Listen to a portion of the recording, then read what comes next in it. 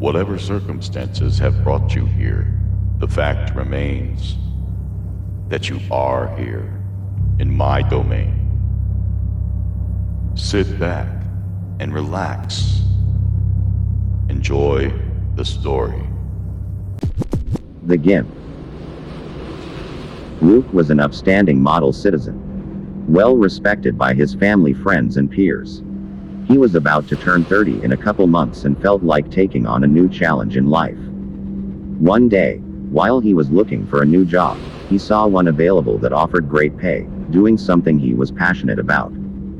Immediately, he sent in his application and credentials. To his delight, he was given the job. Moving to a faraway location for this position, he would have to say goodbye to family and friends to begin his new life. A few weeks later, he was all moved into his new home.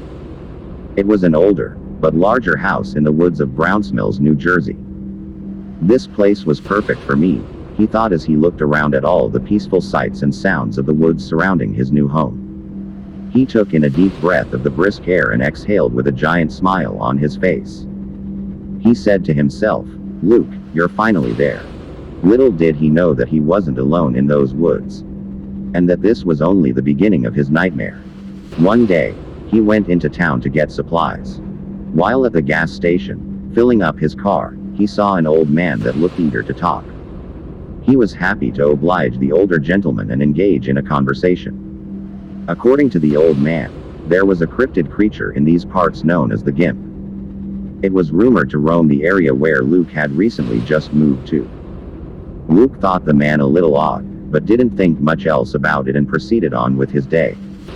Not long after that, Luke began experiencing strange events that he just couldn't explain. At first, it was small things he noticed, like the trash can knocked over when he got home from work. Things like this were easy to ignore, but soon he would hear strange noises outside his house at night, and found unknown tracks in the snow. He tried to dismiss these events as mere coincidence, but as time went on, the encounters became more intense. One evening, while Luke was sitting in his living room, watching his favorite YouTube channel, Artificial Narrative, he suddenly heard a loud banging on his front door. It was an intense, powerful knock, as if someone desperately needed inside for assistance. Then, before he could react, there was a loud crashing sound. He quickly got up to investigate, only to find that the front door was completely ripped off its hinges. There was no sign of anyone around. When he looked outside into the blackness of the night, he could feel the hairs on his arms and neck raising up, as if his body was trying to warn him of imminent danger. He couldn't shake the feeling that he was being watched. A little while after that incident, his next encounter happened in broad daylight when he decided to explore the woods surrounding his home. Luke had always been an adventurous soul and was eager to explore the woods around his house deeply as possible. Luke was walking through the woods when he saw something out the corner of his eye. It was a figure of a man, or so he thought. Startled, he turned to the person he thought he saw to speak. But something was wrong. A feeling of terror came over him as he realized that what stood before him was no man. This was the very first time he saw the GIMP. The creature was about 7 feet tall, with long, gangly arms, a stocky build and a distorted face. It was sitting just inside the shadow of a large tree. Luke could see its eyes glowing red in the darkness, and he could tell the creature was covered in long hair of some type. Luke froze in fear, unsure of what to do.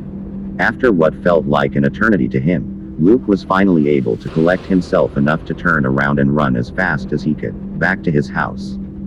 As he ran, he could hear these terrible screams. They were unlike anything he had ever heard in his life. It seemed the creature was chasing after him. Finally reaching his front door, he struggled to get the right key to open it. Panicked, he looked out to the woods from where he came and saw nothing.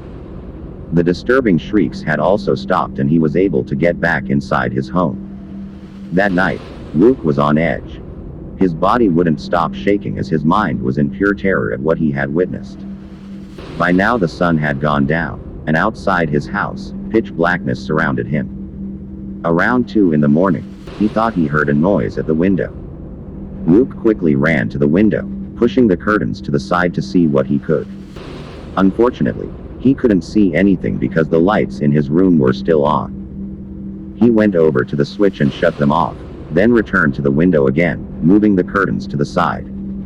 To his disbelief and horror, the creature was there, right on the other side of the window staring back at him. Luke was frozen again with terror. He could only look and observe the angry expression on its face that seemed to express nothing but absolute hatred. As it stand there moving its jaw up and down, the teeth in its mouth were unnaturally long and sharp. Then there were the red eyes, like fire. Once he could feel his legs again, he ran, screaming as fast and loud as he could to the bathroom, slamming the door behind him shut and locking it.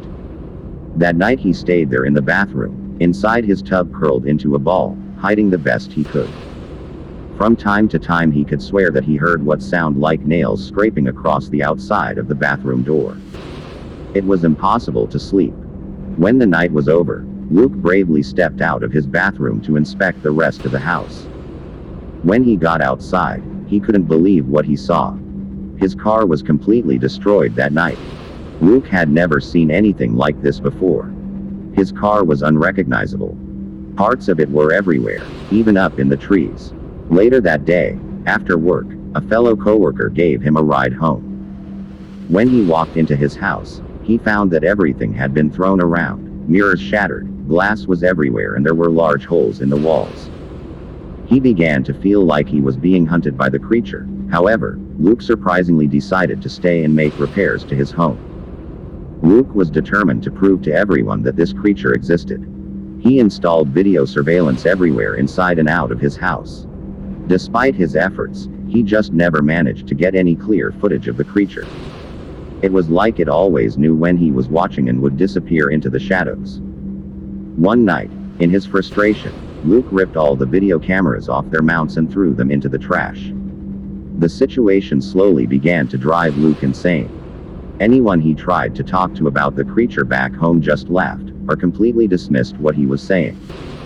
One day, Luke's mother received a strange phone call from him. He sounded paranoid. His tone was high-pitched, almost like he was overly excited. All he kept saying was that he had figured out a way to deal with it, that time was precious and he had to go, but loved them all. This was the last time anyone talked to Luke. A few days after that phone call, authorities arrived at Luke's house to perform a well-being check on him, after his employer reported that he hadn't been to work for over 3 days. This wasn't normal behavior for Luke, who was generally regarded as a very reliable, hard-working person by his employer. Upon inspection of the home, the police found the front door ajar.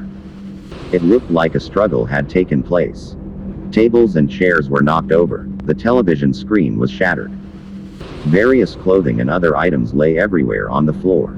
There was dried blood on the walls, that looked like they were made by human hands being pulled or dragged in the direction of the front door.